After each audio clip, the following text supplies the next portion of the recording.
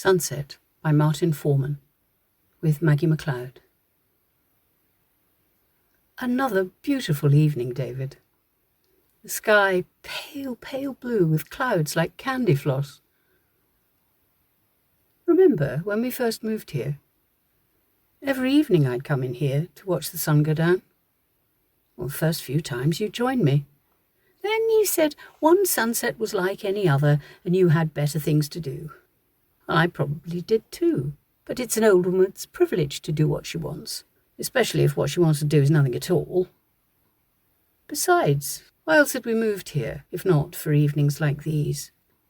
So I'd sit by myself and watch the day end. Only the last few months have been different. You beside me, holding my hand as the light fades and the mountains disappear. Oh, do you remember the first time we held hands? Our first date. I'd asked you to take me to the fun fair, and you were not impressed. You were a young lawyer with ambition, not a teenager with nothing to do. But you took it in your stride. Okay, you said, and off we went. It was the middle of summer, the hottest day of the year. You were sweating and trying not to show it. Children all around us screaming, but I didn't hear them. All I saw and heard was you, 5'10", slim and handsome, quiet and polite, pig-headed too, though it took me time to find that out. I wanted to go on the roller coaster, and you pretended it was a good idea. You waited till I was seated, with my skirt tucked under me, and then you got in, pulled down the safety bar, and without even asking, took my hand. Well, of course other boys had held my hand, but they only wanted one thing, one hand around my shoulder, casually reaching down, the other slowly moving up my leg. None of them got as far as they wanted, although 2 or 3 got close. I didn't blame them. I envied them. Girl or boy, when you're that age, your body and emotions pull you this way and that. I wanted to do what they were doing, give them what they wanted, get what I wanted myself. But back then, it was hard for women. There was the pill and free love, but you still didn't know what was right. Right for you, right for your boyfriend, or your parents waiting at home. So I just sat tight and did nothing and hoped that was the right thing for me. But you didn't try anything. Your hand just sat there holding mine like it was saying, I'm here if you need me. I liked that. Even when we were tearing down that slope and rushing round every curve, jerked this way and that, you against me against you, me having the time of my life, you pretending you were having fun. The biggest thrill I had that day was your hand holding mine. How old were you? 28. I was 22, still a virgin, living at home. And there we were in the same office, like in some film. Me, a new secretary, you, a lawyer, with a reputation for being difficult. Dark eyes, and one of those thick moustaches that were fashionable then. Everyone knew you had a girlfriend, so I wasn't interested. Then, one lunchtime, you told me you'd broken up. And from then on, I looked at you every time you passed my desk, and you looked right back. The next thing I knew, we were on that roller coaster. There, the first hint of pink. The blue darkening, the sun hanging between the clouds and the horizon, warm and golden. It never stays, does it? Sunset should last for as long as we want them. A day like today should never end. We should stay here forever, you and I.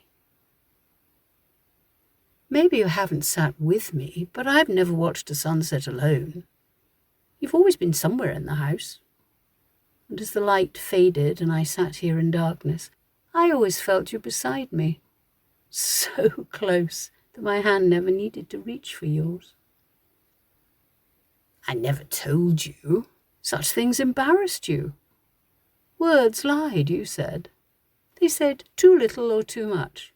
Well, I thought you meant the words lawyers use in documents and court, but I was wrong. You respected those words. They were so transparent. No, the words you distrusted were the ones we use on the phone, in the street, with strangers and friends. Words that tumble out of our mouths. Words that come without thought or with malice. It was better to say nothing than to say the wrong thing. So you said little, and I said little to you. You did say you loved me. On our wedding day, once or twice before, I didn't mind. I was happy in my new job, at home with you, in bed, where we made love, no matter how little we said. I never regretted that there was no one before you, made you love me more. On our wedding night, I was scared that I wouldn't please you. But you were so kind and considerate. It seemed that our marriage was going to be perfect. And for a few years, it was. Then the children came and changed my life. They lost me my job and my freedom, and they almost lost me my husband. I wish I could have loved them all from the first moment I felt them stir, equally, blindly, overwhelmingly. I tried. God knows I tried. But it wasn't joy they brought me. It was responsibility and resentment. The children turned me into my mother. Every morning she stared at me from the bathroom mirror. When I spoke to them, it was her voice I heard. I loved my mother, but I wanted to be myself. But with each nappy I washed and every tantrum I soothed, I felt myself slipping further and further away. You, David, lucky man, were the ideal father. You loved the children, neither too little nor too much. At the end of each day, you gave them your time and attention, and never understood how much I wanted to be free of them, and free of our home, and dark, airless rooms and tiny bathroom in our flat. The house that was always cluttered with their noise and toys. But when there was only Tom and he was asleep, you and I could still be alone. But after Richard came, there was never a moment when one of them wasn't awake and demanding our attention. Oh, sometimes you helped with nappies or discipline, but it was never enough to free me of the burden of being a mother.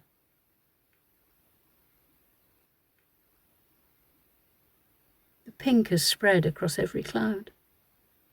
You never see it change, yet suddenly the sky is different. Like children, you suckle them every day, and suddenly you realize they will never again grasp for your breast. Then I breathed a sigh of relief. Now I wonder.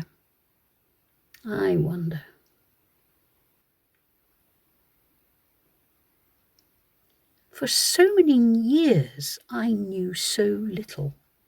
I thought I was smart.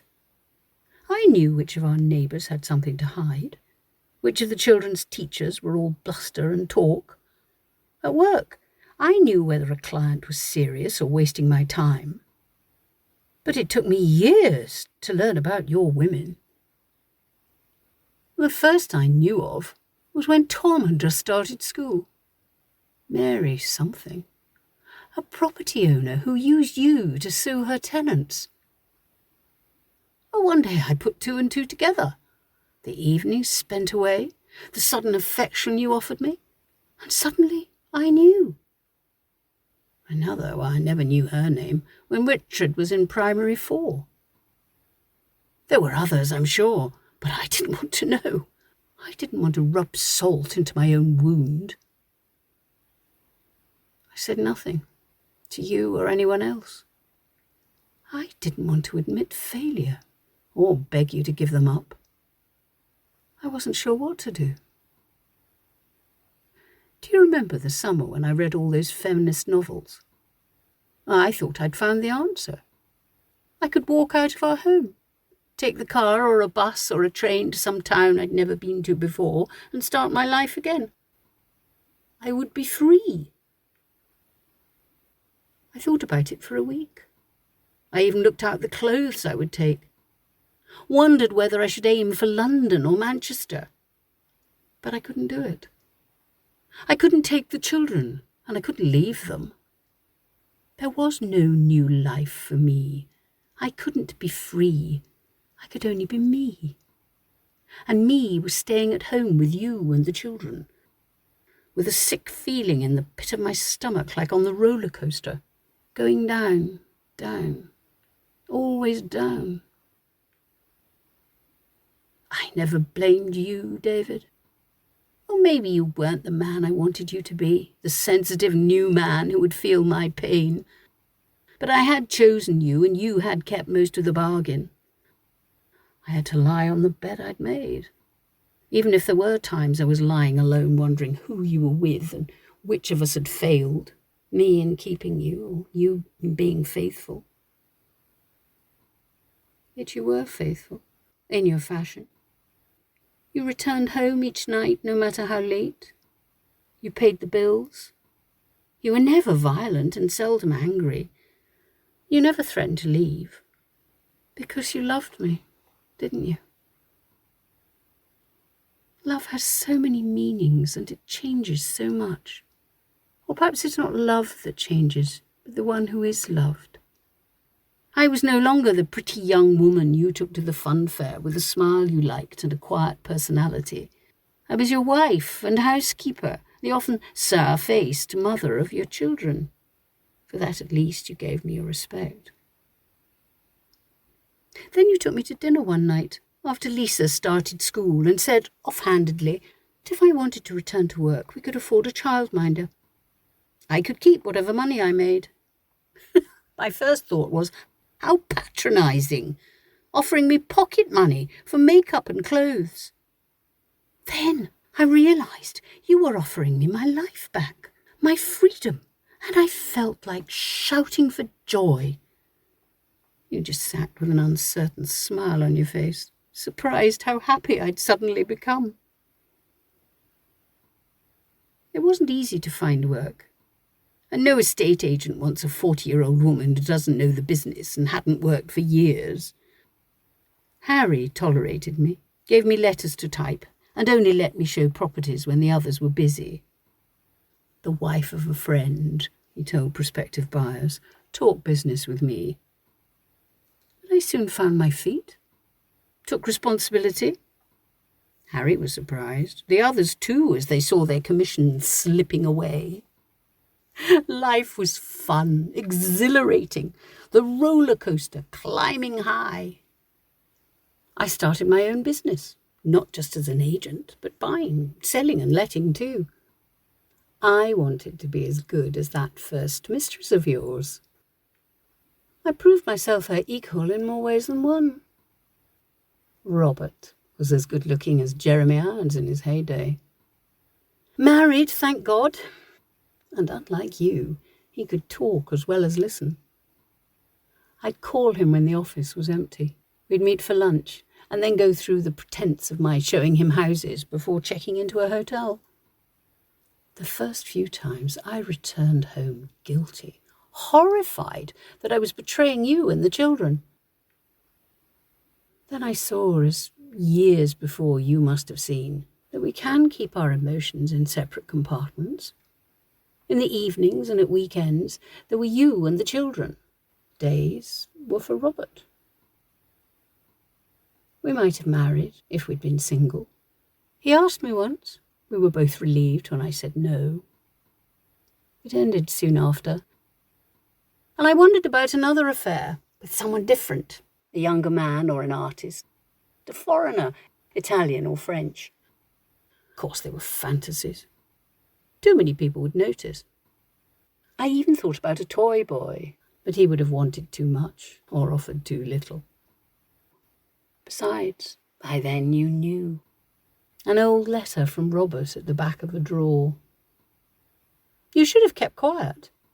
Because I would only confess to Robert when you confessed to your women, and you denied it. Your voice rose. Good to see you for once in your life expressing some emotion. Then Lisa came in. She was used to my anger, but not yours. You reassured her and put her back to bed. Tomorrow, we said. We'll talk about it then. For the first time, you called in sick. While the children were at school, we were free to talk and yell. Oh, yes, my dear, you yelled. And accuse and defend. You insisted your women meant nothing. Why should I believe you, I asked, when you never tell me anything? I'm a man, you said. That's what men do. And what am I asked. My wife, you said. And is that praise or an insult? I wanted to know. And for a moment you were confused. It's praise, you said. It couldn't be anything but praise. Of course, it didn't end there. It took months for you to accept that Robert was over, that there was no one else. And for months I was suspicious of your every movement. There were long, angry silences and weak accusations. The children knew what was happening, but didn't know who to blame. But in the end, we reached a silent agreement, some kind of justice. Whatever we had done, we had tried to protect each other and the children. In our own way, we had both been faithful. Sunset's almost gone. There are only shadows and darkness. 3 dimensions reduced to 2. Soon there will be only 1. I should switch on a lamp. But not yet, my love. Not yet. We picked up the pieces. Slowly we fell in love again. We were adults falling for the person we knew, not youngsters infatuated by the unknown. I saw it in your eyes, heard it in your voice. The kindness that for years had been little more than politeness became kindness again. I had a husband who was 50, putting on weight and losing hair, who I didn't see for most of the day. He was a husband who loved me and had come back to me. A man with a sharp mind and a dry sense of humour, a few quirks, rugby internationals and a lack of dress sense that I could easily tolerate. I only had to hear the complaints of friends and neighbours. He never washes, he drinks too much, he's too friendly with the neighbours' daughters, to remind myself how lucky I was. Then, one by one, the children left home. At first we thought Tom would follow you, but he had neither the dedication nor the intelligence to study law. So we gave him a deposit for his flat and watched him try jobs and girlfriends until he married and became, of all things, a car salesman. A good husband and father in his own way, but I can never look at him without disappointment. Richard should have been the lawyer. Thoughtful, intense, hard-working, like you, happy to be alone. Too alone. His focus was always elsewhere. He would disappear into his room and it would be so quiet I would think he'd fallen asleep. I'd go in and find him reading, and he'd look up as if I was a stranger, hoping I'd quickly go away. There was always something lost about him. I loved him most of all, but he was always so distant I could never reach him. And Lisa. I thought that age and experience with the boys would make me a better mother, but she always seemed to be someone else's child, tolerating me only because she had to.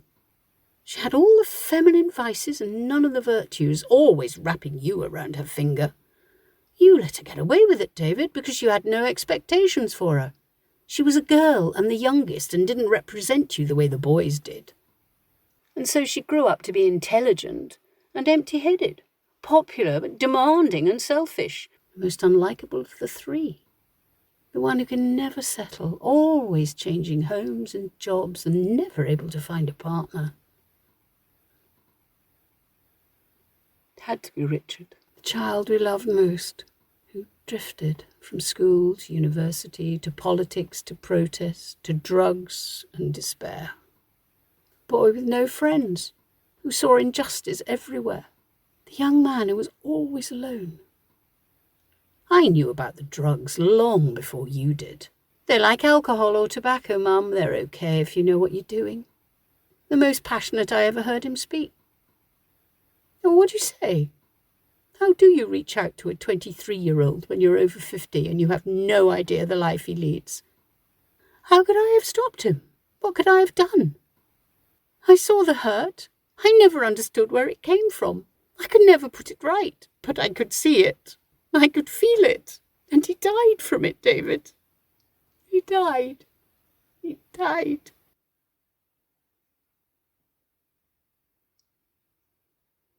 It's all gone. You can't tell where the sky ends and the horizon begins. The end of the day, the start of a long, long night.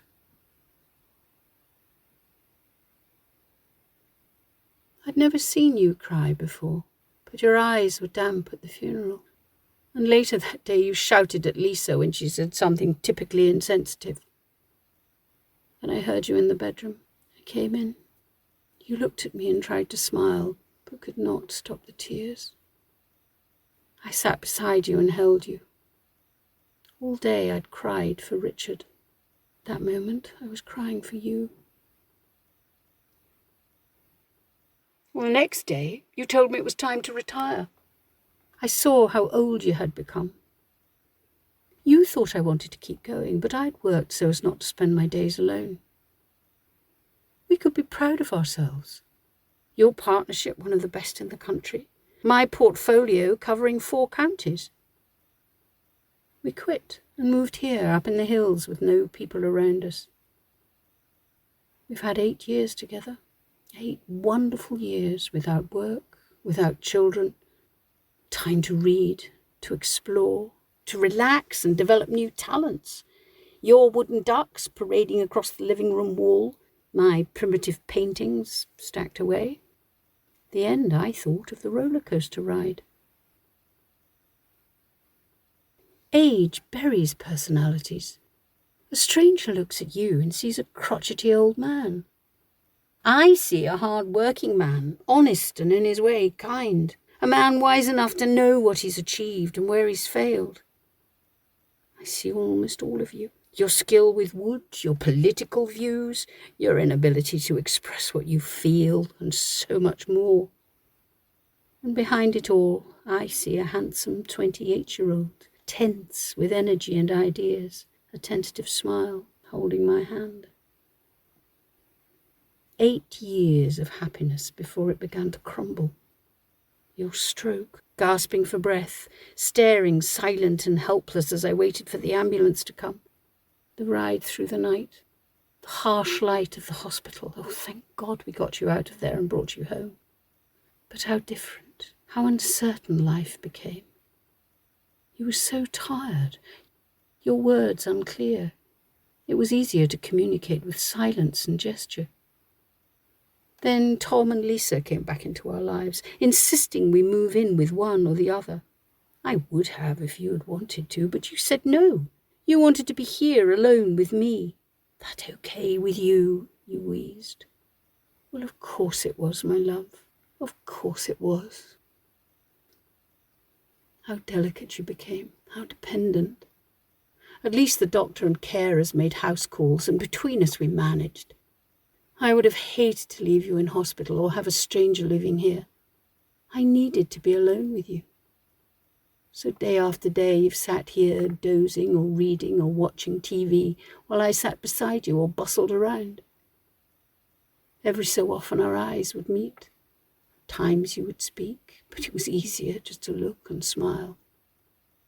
I told myself it was not true, but you had begun to fade. The man I had loved for 40 years was drifting away. Today was the same as every other. In the morning I took you into the garden, suggested we cut down the dead laburnum. Over lunch we listened to The World at One. Once you would have commented wryly on the day's events, but today you said nothing. You slept for much of the afternoon as I worried over my canvas. I once said I take painting too seriously. Nonsense, you told me. I was getting better. I was in the kitchen when I heard the noise. I rushed in to see you half out of the chair. I strained to push you back, felt your weight, heard your faint breath. At last, you were upright and I reached for the phone. But at that moment, you seemed to hiccup. Your head fell, and the light in your eyes died. I knew what was happening. I reached forward, felt for your pulse, and caught your last heartbeat. My darling, I whispered. I love you, my darling. I love you. I love you. I love you. Till you'd gone. Then slowly I straightened up, kissed the top of your beautiful bald head, and turned to see the first rays of sunset.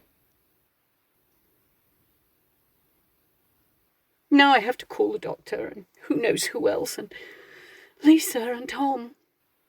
Lisa will break down and accuse me of bringing you home too soon from the hospital, and Tom will try and take charge. There will be cars and footsteps, and strangers will come into our home. They will measure you and wrap you and take you away. In a few days there will be the funeral, which I will hate, and eventually Tom and Lisa will return home. Then I'll find myself back here alone, knowing my darling, my husband, my love, that never again will I see you. Never again will I watch another sunset. That was Sunset by Martin Foreman with Maggie MacLeod. Hear more drama and fiction, old and new, on arburyproductions.co.uk.